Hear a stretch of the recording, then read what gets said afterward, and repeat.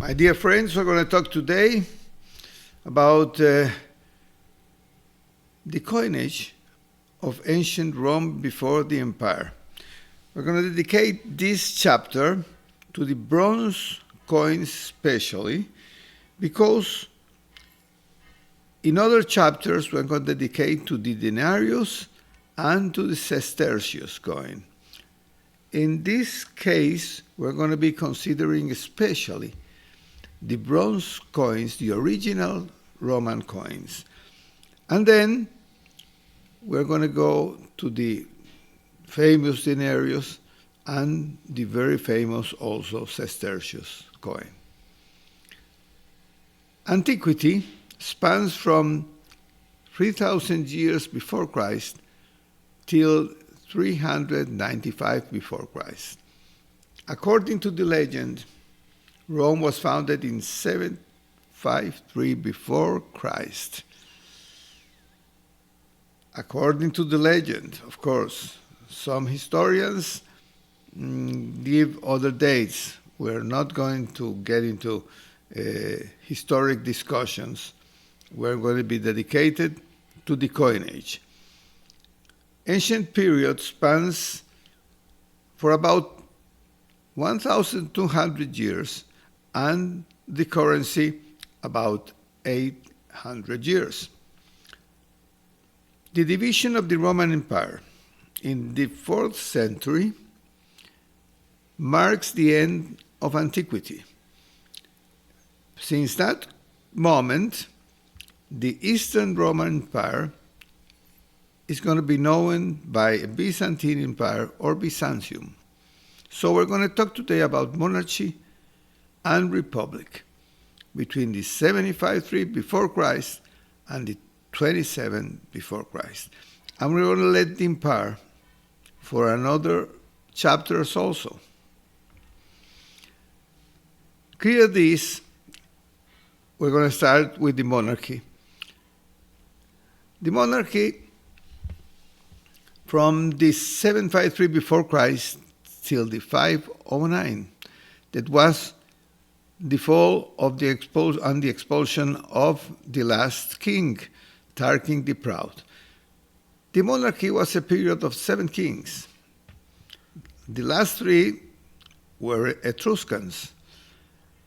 And all this period of monarchy was an interrelation and disputes between Latins, Sabines, and Etruscans. In trade, the currency was the ace root.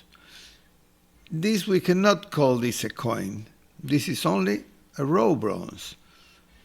Raw bronze in its original form, it's a metal. So that's why we call it pre-Roman currency. When we arrive or get near the Republic, that goes since the 508 before Christ till the 27 before Christ, there are going to happen a lot of things here, major social changes, and especially the invasion of the Gauls. The Gallic invasion and sack of Rome determined that the Romans had to understand they had to have a military organization and they have to prepare for war if they wanted to survive. And what about the coinage during that republic? Well, at the beginning, we have the same ace root. Or rude. That's a raw bronze. We cannot that a coin. We cannot call that a coin. It was a bullion. It was the metal, the worth of the metal. But then they went again and they sealed ingots or bars. And they sealed them, in this case, with a bull.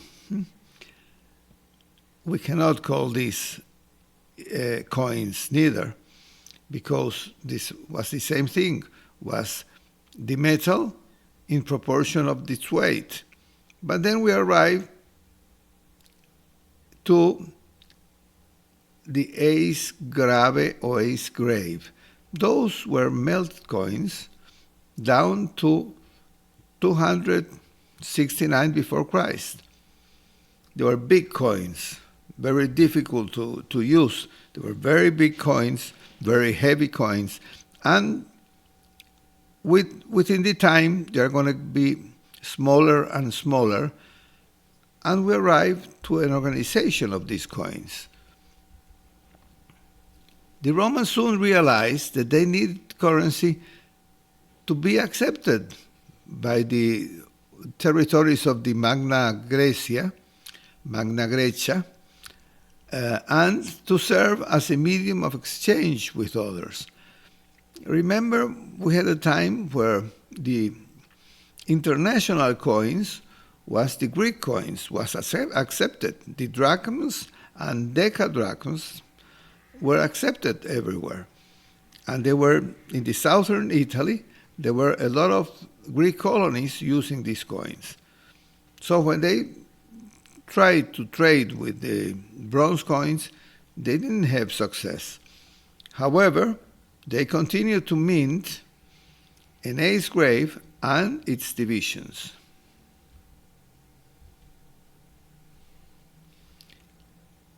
The Etruscans, that they were already getting near, or they were pre-Roman themselves, were already trading with their own currency. You see, they have only one face, coins, and here they had a coin of silver, AR means silver, 4.2 grams. This coin, they used them because we had the same weight that the drachma. That the drachma they used everywhere, almost everywhere. And here there was a 10, number 10 in Roman numbers. That meant that this coin could be also exchanged with the Romans with the worth of 10 aces. And they began to develop a didrachm, but this didrachm didn't have the proper weight, so they didn't have success. A drachma was the weight was 4.2, 4.3 at the beginning, so this was not acceptable to have a 2-drachm coin of 6.3 grams. They also brought out the quadrigatus. That was another. It's called quadrigatus because of the quadriga here. But and had Janus in the front, Janus. But it happened the same thing. This coin had a little bit more weight than the didrachm, but still didn't have the proper weight to be considered the worth of 2 drachms. And then we get to the Punic Wars. The Punic Wars, well, there were 3 Punic Wars. All of them were Carthage against Rome, but Carthage is going to lose all the three wars. First of all, in the first one, between these years, they lost Sicily and Sardinia. The second one, they got very near Rome. Hannibal got very near Rome, but at the end, he also was defeated. So, and at the third, here's a mistake, here we should be, the third Punic War. The third Punic War was not really a Punic War. This meant the destruction of Carthage, and the economy was compromised. So let us get in this moment. We're in the first Punic War, and Carthage is losing Sicily and Sardinia. So we have the Victoriatus, 3.2 grams. Well, it didn't like too much neither. Then it arrived a coin that is going to have success. That's the denarius. Finally, 4.3 grams. This had to be considered exactly like a drachma, so it was easily accepted. Due to its importance and longevity, the denarius coin will be the subject of a special presentation, not this one. Then we go to the Second Punic War, and we go till these years.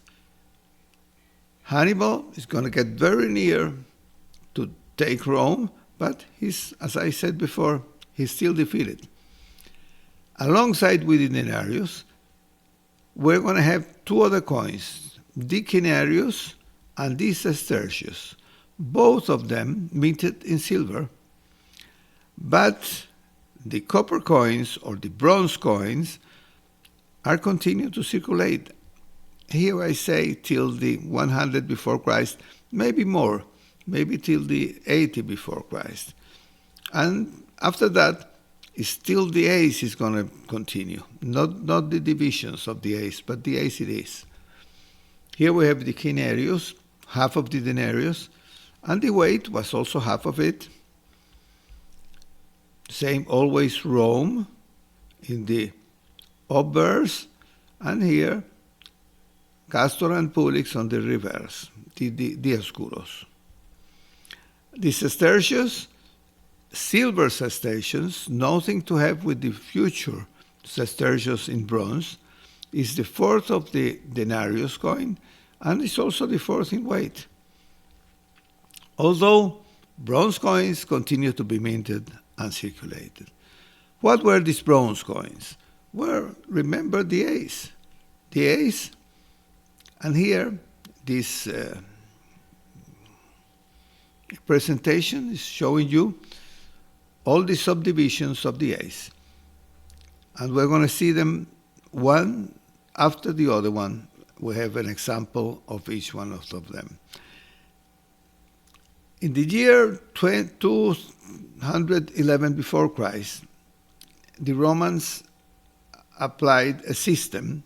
Already the pieces, the bronze pieces, were getting smaller and smaller, and finally they decided to organize this system.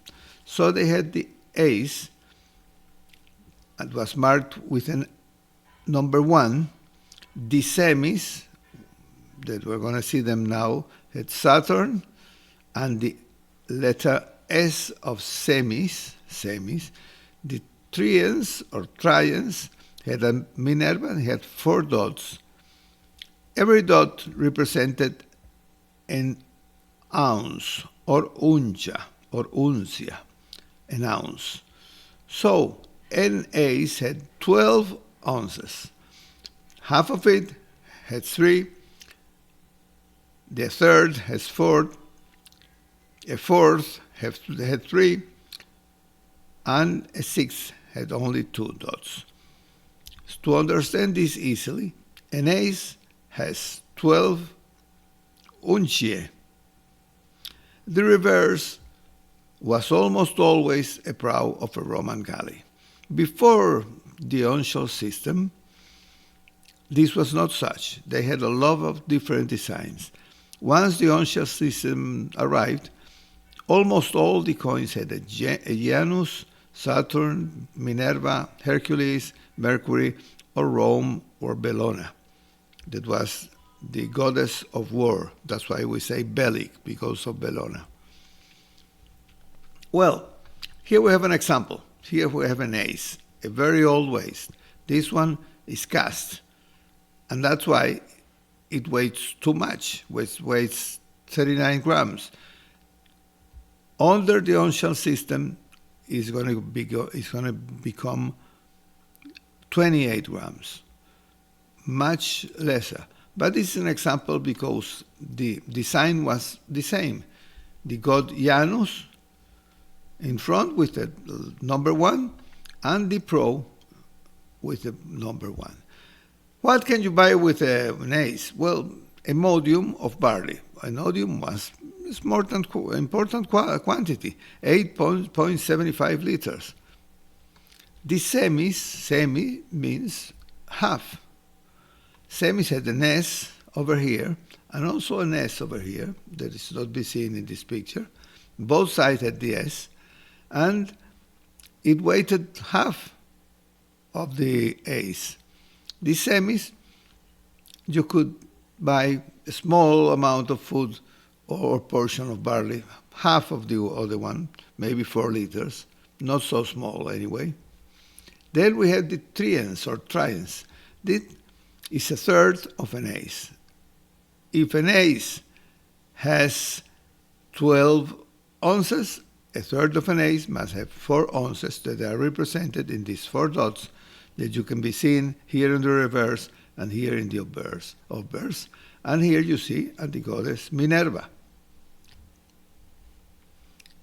The quadrants, we have a Hercules here, also the pro, and quadrants means a fourth of an ace.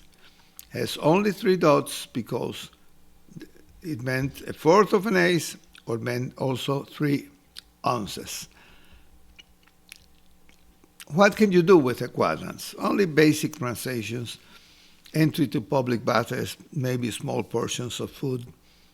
We have the sextants. It means 1/6, only 2 ounces, represented by Mercury here. You see Mercury, also a pro.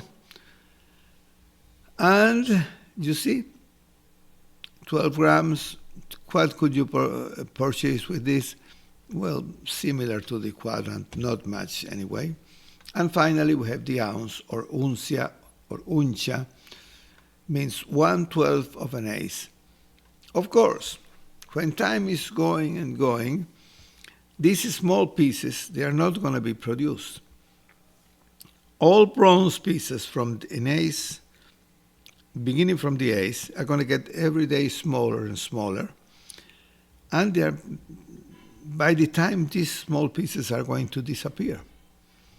So we arrive to the Third Punic War between these years before Christ, and was the destruction of Carthage, and the economy was affected. Why? Because you'll have been wasting a lot of money, paying a lot of military actions, and really economy couldn't support all those actions. But anyway, you are conquering lands, you are getting slaves, slaves are going to work, and when you conquer those lands, you had 2 chances. If the people from those lands didn't want to accept, to fight, and they accepted Rome as their leaders, there was no problem. Rome didn't take slaves maybe, or they accepted the same coin, and they began with the time to change that coin into a Roman coin. This is the case of Pergamon. Pergamon, they had the Sistophorum here. Beautiful coins. This is a Greek coin, but it remained for a long time. It was a tetradrachm coin. Means the worth was 4 drachms. As I said before, the drachme and the denarii, they were almost the same worth, and you can find a lot of tunnels and a lot of amphorae filled up with denarii and drachmae, because they were more or less the same thing, and they were accepted very well. But in this case, the Romans didn't accept 4 denarii, only 3 of them. So a real value was 3 denarii, even if the theoretical value was 1 tetra. So we arrived to this moment, and the value of the currency was changing. Well, you can see the denarius is worth more. Yes, of course it's worth more. Instead of being worth 10 aces, it's going to be worth 16. But why? Because we're losing the small pieces of bronze.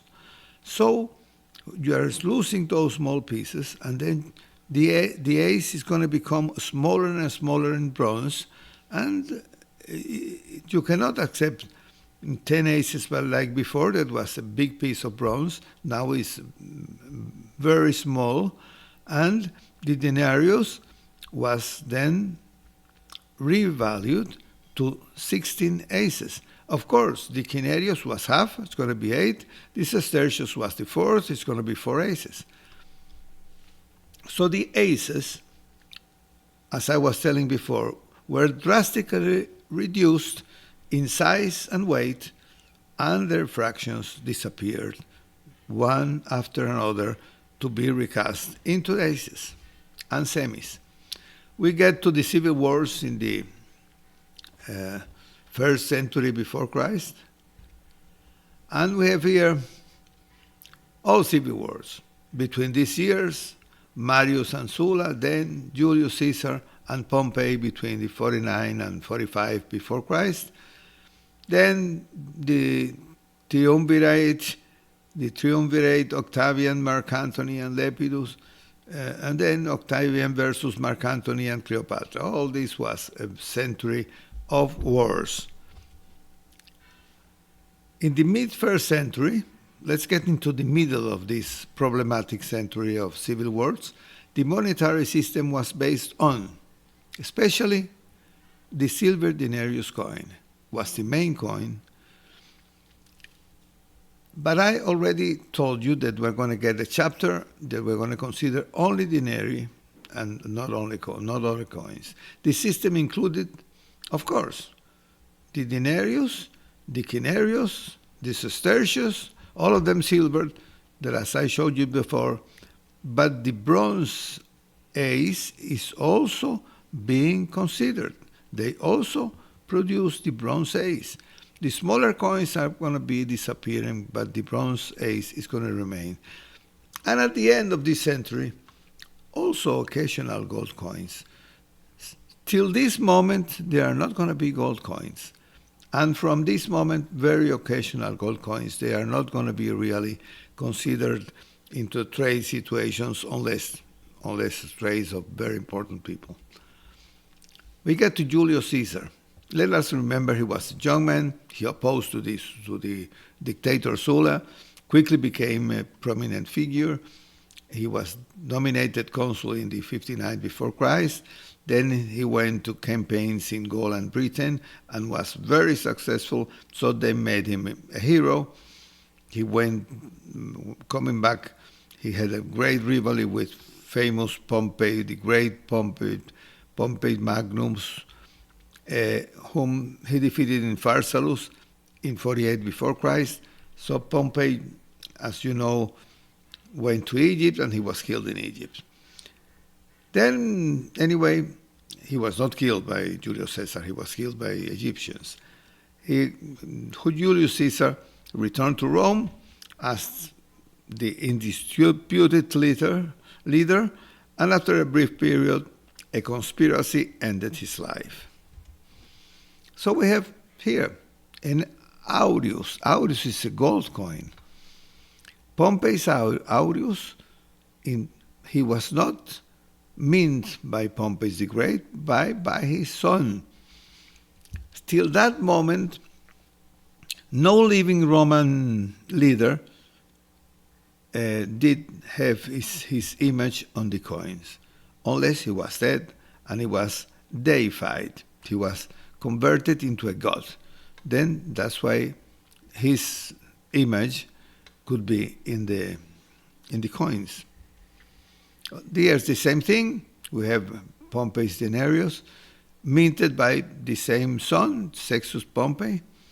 Here you see an image of Pompey the Great, with also Neptune's tripod, no, Naples, I don't know how to say it. And also a galley was dedicated to Neptune.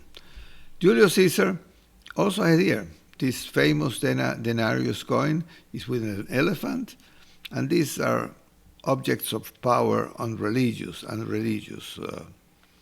pieces. Well, this was made in a military mint maybe in northern Italy, the 49th before Christ. You see, there's no image here. That's Caesar. And also Julius Caesar had an aureus here. Here's a coat, a Gallic coat, as he defeated the Gallics, and he conquered the Gallics for Rome. And here is a goddess that should be Venus, because he was very devoted to Venus. So we have the posthumous denarius. In the same year he was killed. Look at the denarius. Here you see the Venus, and here you see Victoria or victory in the hands of Venus.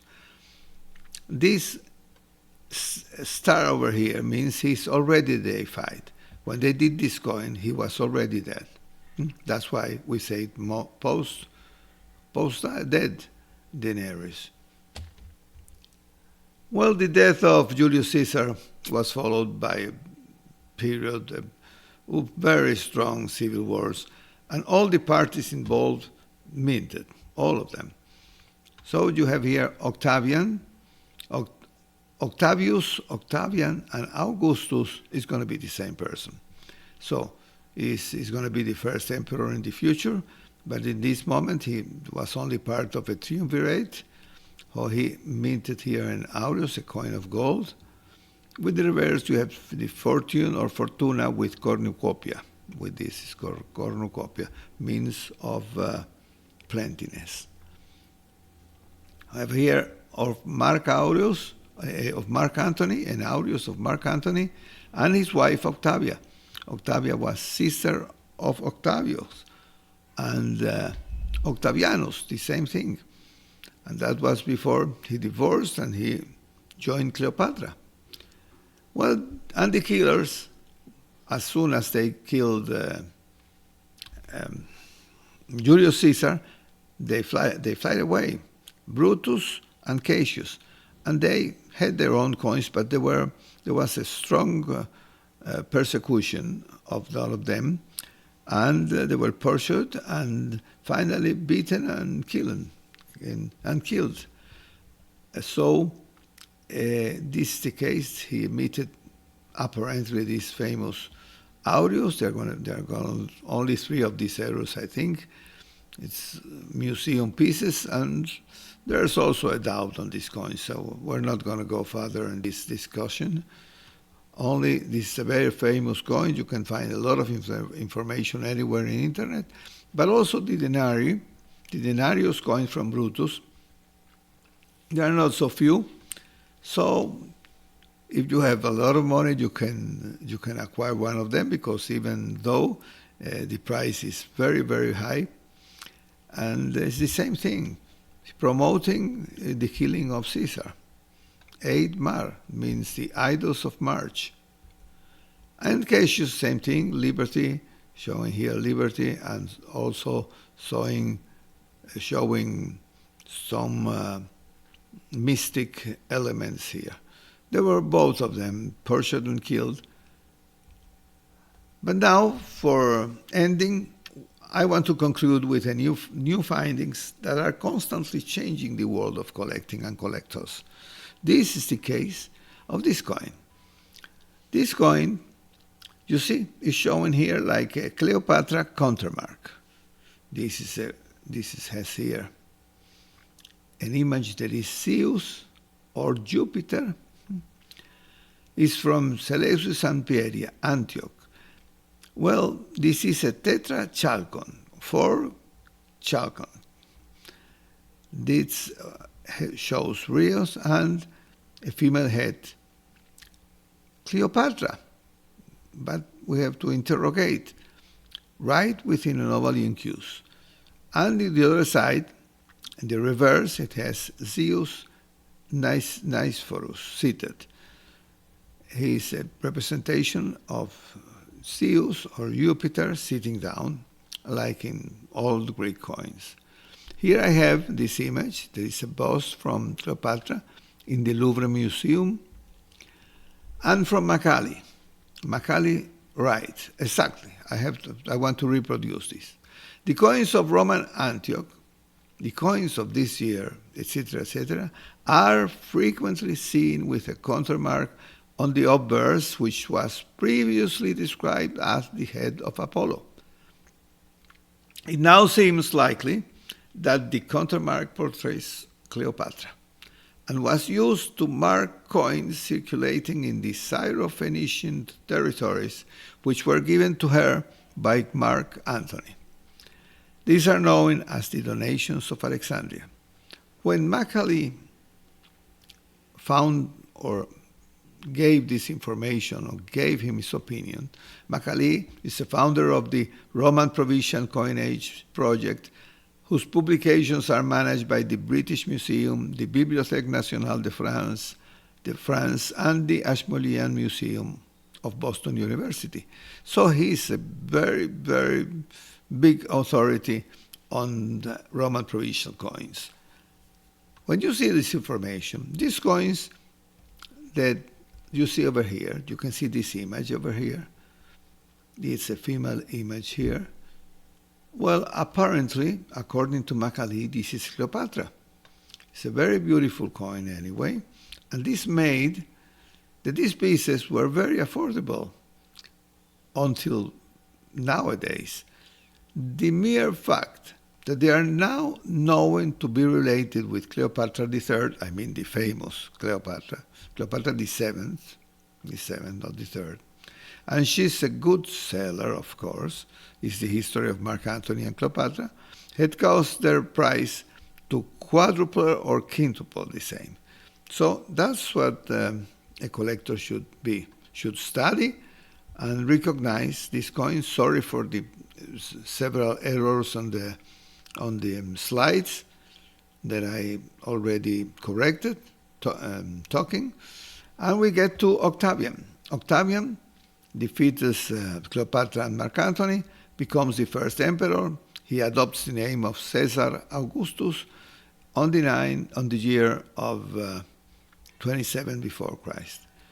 The empire is going to suffer then a monetary reform, but this we leave it for the empire talk.